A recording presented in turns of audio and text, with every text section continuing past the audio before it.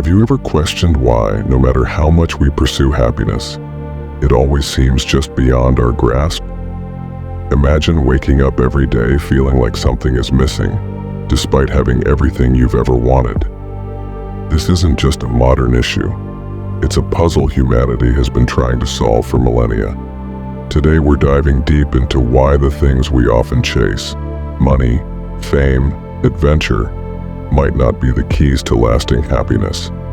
Instead, we'll explore how ancient wisdom, particularly from Stoic philosophy, offers us timeless tools for finding true contentment in a world that constantly tries to sell us the next big thing. So, if you've ever felt that persistent itch that no amount of success or shopping sprees can scratch, you're in the right place to understand why and, more importantly, how to truly satisfy it. If you appreciate what we're doing here, a simple favor I'll ask from you is to hit the subscribe button and don't skip any part of the video. If you're here seeking answers beyond the conventional, you're already an exception, and every moment of this journey counts. From happiness to distress, we often imagine it as a state of constant joy and satisfaction, derived from achieving our goals or acquiring new possessions. Yet, how often have we reached that sought-after milestone, only to find the satisfaction fleeting, quickly giving way to a new desire or a lingering sense of emptiness? This phenomenon isn't just a product of modern times, but has been observed and discussed by philosophers for centuries, particularly by the Stoics, who challenged our very notions of what brings true happiness. Take, for instance, the pursuit of career success, a common goal for many. We work tirelessly, often sacrificing time with family and personal health, driven by the promise of happiness through achievement and recognition. However, when we finally reach the peak of our professional life, the anticipated happiness can sometimes morph into stress or burnout instead. Why does this happen? According to Stoicism, it's because we've anchored our happiness to external outcomes that are not only volatile, but also beyond our complete control. The Stoics taught that true happiness isn't found in external achievements or possessions, but in cultivating inner resilience and virtue. They believed that by focusing on our internal character and responses to the world, we could find more stable and lasting contentment. This doesn't mean that Stoics were against pleasure or success. Rather, they emphasized not becoming dependent on such externalities for our happiness. This wisdom rings particularly true when we look at personal relationships. We often expect our friends, partners, or family members to be sources of constant happiness and support. Yet every relationship experiences ups and downs. Misunderstandings and conflicts are inevitable and can turn what we believe to be a source of great happiness into a source of distress. Here again, Stoicism provides a valuable lesson. While we cannot control others' actions or feelings, we can control our reactions and adapt our expectations. Even our leisure activities like vacations, which we plan meticulously to escape the routines and stresses of daily life, can unexpectedly turn into sources of distress. How many of us have experienced the frustration of canceled flights, bad weather, or simply not feeling as relaxed as we anticipated? Once again, the Stoic approach would advise us to focus on our internal state rather than external circumstances. It teaches us that our mental and emotional preparation for handling unforeseen challenges can significantly impact our experience of happiness or distress. In exploring these examples, it becomes clear that distress often follows happiness, not because our lives are flawed or because we fail to achieve what we desire, but because our expectations of unmitigated, continuous happiness from external sources are unrealistic. The Stoic philosophy encourages us to look inward for stability and peace, reminding us that our capacity for happiness is not dictated by our successes or failures, but by our ability to maintain tranquility and virtue in the face of life's inevitable fluctuations. This shift in perspective might just be the key to transforming our experiences of distress into opportunities for personal growth and deeper satisfaction. The trap of pleasure. We're naturally inclined to seek things that give us pleasure and avoid those that cause us pain. But what if I told you that this very instinct, while seemingly beneficial, often leads us into a trap? A trap where the more we chase pleasure, the more elusive it becomes. It's a bit like chasing the horizon. No matter how fast you run, you never quite reach it. Now, this isn't a new idea. Stoic philosophers from ancient times had a lot to say about this. They warned us about the dangers of placing our happiness in the hands of fleeting pleasures. According to Stoicism, true happiness doesn't come from external sources like wealth, success, or sensory indulgence. These things can be taken away, can't they? Instead, happiness comes from something much more stable and within your control: your own virtuous behavior and inner resilience. Stoic philosophers like Marcus Aurelius, Seneca, and Epictetus focused less on seeking pleasure and more on developing virtue and maintaining inner peace. They believed that by controlling our responses to the world around us, we could achieve true happiness. For instance, Marcus Aurelius wrote, "The happiness of your life depends upon the quality of your thoughts." This highlights the Stoic belief that our internal mindset, rather than external circumstances, governs our well-being. Imagine you're at a lavish buffet with every kind of food you love. The initial reaction is to indulge, right?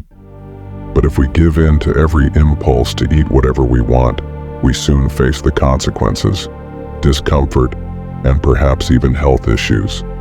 The Stoics liken this to other pleasures in life.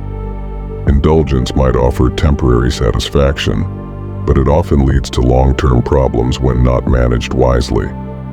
This is where the concept of moderation comes in, a key Stoic value. Let's dive deeper into something more contemporary like social media. It's designed to be pleasurable, to give us quick hits of dopamine with likes, shares, and comments. But as many of us know, too much time on social media can turn into a source of anxiety and dissatisfaction. We start comparing ourselves to others, and what was once a source of pleasure becomes a source of stress.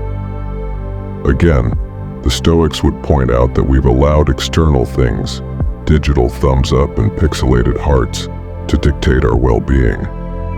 Now, why is it important to recognize this trap? Because understanding it is the first step toward escaping it.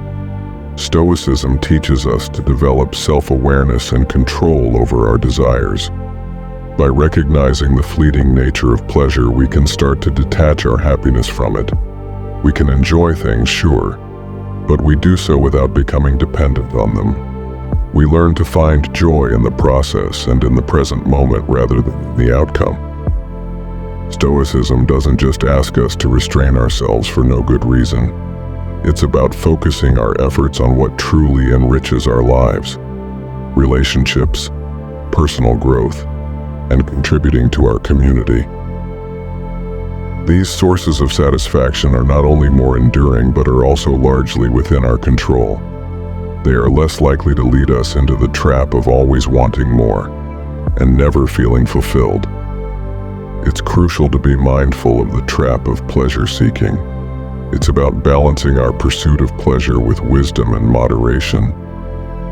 By anchoring our lives in Stoic principles, we can navigate the sea of desires without getting lost in the pursuit of fleeting pleasures and instead find a deeper, more meaningful kind of happiness: unreliable happiness. It's quite fascinating how often we believe that certain achievements or possessions will bring us lasting happiness. We think, if only I could have that new car, that job promotion, or that house, then I'd be truly happy. But how often does this turn out to be true? Time and again we find that the happiness these things bring is fleeting, and soon we're setting our sights on the next big thing. This cycle of expectation and disappointment is a classic example of what's known in psychological terms as unreliable happiness. The concept of unreliable happiness isn't new. Stoic philosophers like Seneca and Epictetus have long cautioned against relying on external circumstances for our happiness. Seneca wrote, "If you seek tranquility, do less, or more accurately, do what's essential, what the logos of a social being requires, and in the requisite way, which brings a double satisfaction, to do less better." This insight is profound because it shifts the focus from the quantity of experiences or possessions to the quality of one's actions and their alignment with one's true nature. Epictetus emphasized the importance of focusing on what we can control and letting go of what we cannot. He famously said, "Men are disturbed not by things, but by the views which they take of them." This statement highlights the Stoic belief that our reactions to external events, rather than the events themselves, determine our happiness. This is crucial in understanding why happiness can be so unreliable when it's based on external conditions that are by nature subject to change and often beyond our control. This idea is echoed in modern psychological theories such as the hedonic treadmill theory, which suggests that people quickly return to a relatively stable level of happiness despite major life changes. Whether it's a promotion, a new purchase, or even a loss, our emotional state tends to normalize after the initial impact wears off. This resilience is a double-edged sword.